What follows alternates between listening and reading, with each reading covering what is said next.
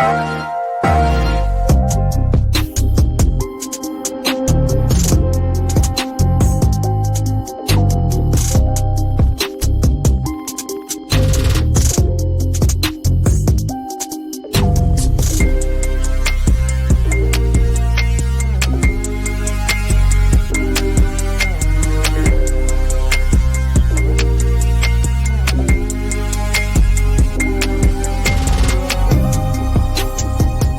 Ringside crew, welcome to the internationally known Dudes at Ringside podcast. And now here's your host, Joe, Panther III. Hey, hello there wrestling fans, and welcome to another episode of the internationally known Dudes at Ringside podcast. I am Joe Panther III. Ringside crew, we are in the middle of the 4-year anniversary of Dudes at Ringside podcast. Like, I can't even explain how happy I am with this 4 years. I feel like Ric Flair every time I do this. Woo, I'm going to get copyright strike from Ric Flair's going to go, tip your fingers down. You're not none of me. But I have a gentleman right here that is blazing a trails for himself on the indie trail. Let's give a warm Dudes at Ringside welcome to Jett. Welcome, Jett.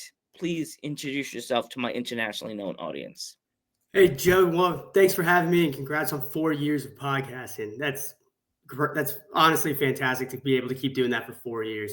For everyone watching, I'm Jett Matthews. I'm the king of the good times, located in Allentown, Pennsylvania. I've been wrestling for about 2.5, going on 3 years here. Wow. Also, Pennsylvania, they keep represent the podcast and the Keystone, baby. That's the Keystone. Always got to represent the Keystone. Yes, I'm from the Milford area, so Poconos, baby. No, I was just up there doing some hiking. Yes, and you ever come to the Milford area, definitely go to the Knob. That's a beautiful, beautiful. Absolutely, yeah. I've been there when I was younger. Grew up around the area, so then obviously, like when I was a high schooler, had to travel out there. Everyone was going out there. Great views. Awesome. So since you're like in the Poconos, where did you get your start of like wanting to be in the wrestling business? So I actually was living in Southern California at the time, right above like San Diego area. I was stationed with the Marine Corps there at Camp Pendleton, California. And, I was a big wrestling fan my whole life. I was that kid in like eighth grade, like middle school area, right around the Ruthless Aggression era, where I got caught up flipping through the channels, found WWE Monday Night Raw, and it was right in the heat of Matt Hardy, Lita, and Edge. And I was every bone in my body was like, this is real. This is 100% real. I marked out hard for them at all times. Growing up, I kind of lost it a little, lost the love for wrestling a little, gained it back. And then when I was stationed at Camp Pendleton, I was getting back into wrestling, kind of watching it every week. And then there was SoCal Pro Wrestling down there in San Marcos, California. And they had a one-day tryout to see if this is for you, you could come train with us if we think you got what it takes. So I went down there one weekend, did their training, and fell in love with it there. And they offered me the chance to train with them, and just been training ever since. Wow. So did you like immediately find the training facility that you started at, or did it take a while to find it? It took a while for me to find it. I wasn't really looking for something while I was stationed at Camp Pendleton with the Marines. Towards the end of my career, when I knew I was getting out, I was looking for other things to do, some hobbies, stuff that interested me. And I saw a few ads around kind of where I lived in that area, in like the Oceanside, Carlsbad area, that they were putting on shows. And then, so, I checked out their social media. They said, hey, we're holding tryouts. And I was like, I'm athletic enough. I could try something out, try something new, love learning something new. So I kind of just leap of faith and went for it. Awesome. It's like, when did you move to Pennsylvania? So I was born and raised in Pennsylvania. Joined the Marine Corps after college. Went to school, probably since you're up in the Poconos, at East Stroudsburg University. Yes, you. Go Warriors. I was just there. Before, as we're recording this. I was just there yesterday, going to go to a Christmas party, but it didn't happen. I went to CW Dogs right across from. Okay, yep. No, Good exactly. dogs. Shout out to CW Dogs, delicious hot dogs. Absolutely. They're good. The dude's awesome. He listened to my review of Saturday Night's Main Event as I'm eating my hot dogs, and my friend's going, "Did you get tired of hearing your own voice?" Sometimes. My name's Jett. Like, Joe, you liar. You know you're like, look at this. Who's that guy? He sounds so familiar. Just a local celebrity in the area, no big deal. Even though I'm from the Milford area, so they're these kids are all staring at me from Strasbourg School, going, like, know me here. I'm not from here. Save me, Milford. So like, did you as a kid go to any independent wrestling shows?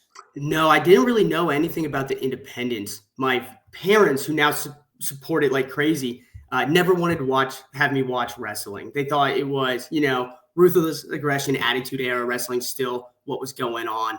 And me being, second, third grade when I finally found out what it was, they tried to steer me away from it.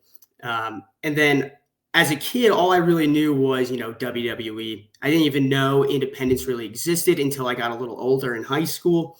By that time, I was honestly falling out of love with wrestling, just, moving on to different things, different parts of life. And then thankfully, I came back mid-college and then into my professional career, where I started that love back for wrestling again, started watching independent wrestling, started checking out independent promotions near me, and just learning more about the business. Is there any promotions that are within the Keystone State that you have not worked with yet?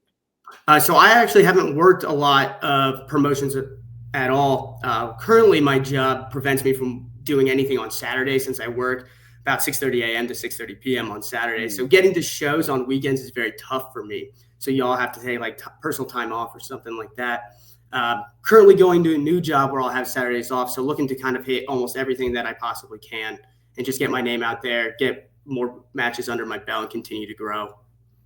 There's quite a few. I could give you a good list of a few names. We got PPW, which absolutely, yep. Love them. Good people. Shout out to Paul Bo. Fantastic they put a great show on in Slatington, PA. We got Alpha Jr. with Battlefield Pro Wrestling. Another one. Shout out to Alpha. The good people from there, Tiffany and the rest of the crew over there, like Logie P and all the people in that promotion. Oh, I know. Yeah, hearing stories about him, great group of people. Absolutely great. And I love how he builds stars. You go there and he will teach you. You will come in there he'll ask you about your character, and if he sees something, he'll try to tweak it and change it a little bit. Let's go into your wrestler. What made him come out of you, and where did he come from? So what I'm sure you heard it a million times through other wrestlers. It's really just the personality turned up all the way. Originally, when I started wrestling, I didn't really have a direction of what I wanted for a character. I personally thought I wasn't creative enough. I thought I wasn't good enough to be able to kind of make that happen. And then, talking with the coaches that I work with now at the Wrestle Factory, they really kind of bring that side out of me. They see me, having fun, being a good guy, out there in practice. And now it's just translating that to the wrestling ring. And one thing that really helped me was I kind of came in with the idea is everyone wants to be the tough, cool guy. That's cool. That's great. But you've seen it a million times over. So it's really kind of almost like dropping or letting go of that ego that you may have of who you think you are as a person, in the real world in your 9 to 5, and then tapping into that personality that, you're around with your friends, with your buddies, kind of the real you that you can portray out to the people. So I think the biggest thing for me was kind of, the crowd doesn't know who I am outside of wrestling. I can be whoever I want to be. And so what I did is I tapped into, the fun side, kind of I'm not like the party boy kind of guy, but the guy who just loves to go out, have a good time, be friends with everybody, and make sure everyone's having fun. Awesome. Let's go into do you remember who your first match was? So my first match ever was with SoCal Pro, and it was a battle royal. Very simple first-timer match. I was moving back to Pennsylvania from there, so they wanted me to at least get something under my belt. Did that. I was under a mask during the time because I had no gear, no character. So they were like, "Hey, you're taking this mask. You're going to go out there, do your thing." So very thankful for that. And then my second match, also with them, I was with now a wrestler down in SoCal named Joey Lancaster. And then we were teamed up against Tommy Wilson, who was my coach at SoCal Pro at the time. Awesome. So who made your gear? I got my gear through High Spots. So didn't really, I was kind of needed something quick, something where I knew I could just like, hey, send this forward. I know you guys can do decent work and I'll get it back within a decent amount of time. So haven't really reached out to any independent kind of gear creators. But right now I've just got my stuff through High Spots, and then I kind of add on through stuff I find either online, whether that's like Amazon, whether that's eBay. I'm looking at stuff to kind of mix and match with my gear. Let's go into your training regimen. Like, what is your normal training regimen like for you? I train about 4 days a week when it comes to just wrestling. So that's up at the Wrestle Factory in Copley, Pennsylvania. We train about 4 days a week. So that's Sunday, Monday, Tuesday, and then either I'll switch Wednesday or Thursday through there. And then from there, I'm usually in the gym either before or after each time I'm in there. Awesome. When it comes to like after like a training or after a show, where do you go? Did you go out with the boys for like the dinner, or do you pack something that day? Usually it's kind of dependent on where the show is. If I know we can we bring the ring all the way from Copley, Pennsylvania down to where we need to be. I'm sure you've seen it. Ring crew can take all night sometimes, or you get back real late. It's the necessary evils of wrestling right there. But if we do have the time to go out, unfortunately 24/7 diners don't really exist anymore. So it's tough to find something to go out to. But sometimes we'll go out, Sheets, Wawa, and a wall eat together after the show, just to have something, that camaraderie in there. Another shout out, Sheets and Wawa, they're both the bomb dot. Oh, absolutely greatest. And anyone who doesn't live along the East Coast and doesn't have that privilege to eat at those places, I feel sorry. The one I'm really mad at, because I talked to a lot of wrestlers from like the Carolinas and stuff like that also here on Dudes Ringside the past 4 years. The jealousy I have, they had a chance to go to frickin' Buc-ee's. Oh, I just visited Buc-ee's. I was down in Atlanta visiting some family, and I'll tell you what, man, you got to make a trip out there. It's life changing. I follow them on Instagram, and actually, I don't know if you realize it, they have a little snip in our intro. Oh yeah, I did see it. Mia Friday, lovely Mia. She's such a cool, energetic wrestler. Would love to have her come to the States. That woman, that girl, she's young. She's a young wrestler.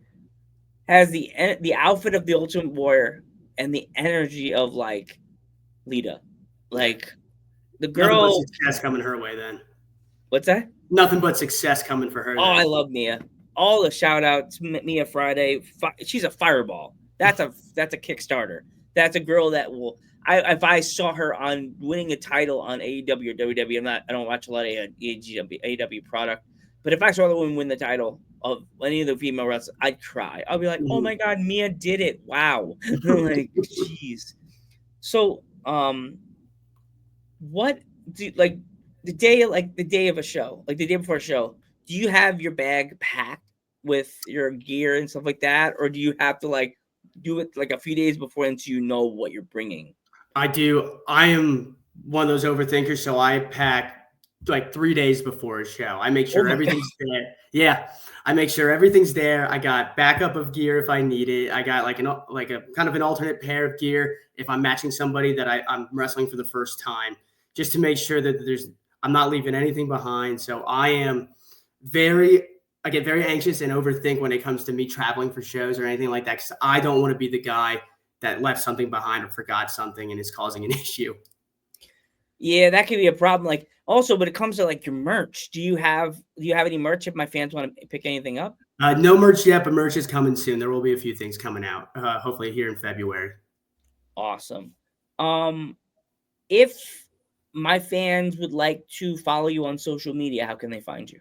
Yep, Jett Matthews _ JETTMATTHEWS _ right there on Instagram should be the first one to pop up.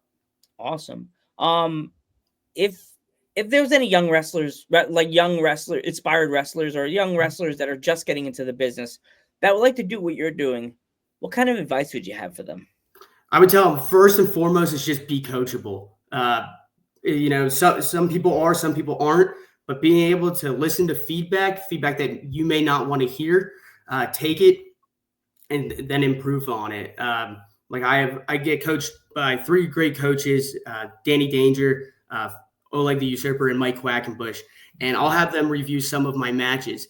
And I tell them to just tear it to shreds. I'd rather hear the truth from, real veterans of the ring who know what they're doing, know what they're talking about, not get the attaboy, and really kind of deep dive and see what am I doing in the ring and why am I doing it. And I believe the why and whatever product you put out is the most important. And then for those young wrestlers out there, it's just, hey, stay fit, keep on the right track, and then just train as hard as you can. If this is something you really want to pursue, you just got to put all your heart, mind, and effort into it. Awesome, Jett Matthews. Before we go, where do you see yourself in the business 5 to 10 years?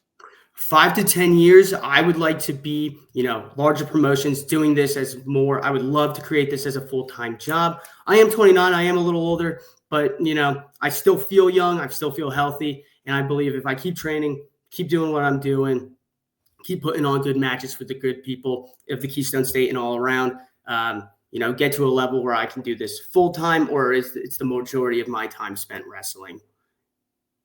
Awesome. I want to thank you so much for coming on the podcast, and I want to wish you nothing but the best of luck on your wrestling journey. Definitely give this gentleman a follow. Definitely don't forget to give this video a nice like. Give me a nice comment in the comment section, and definitely give him a follow. I'm Joe Panther III. I'm Jett Matthews. Thanks, Joe. Appreciate you. You're welcome, and we will catch you in the next one.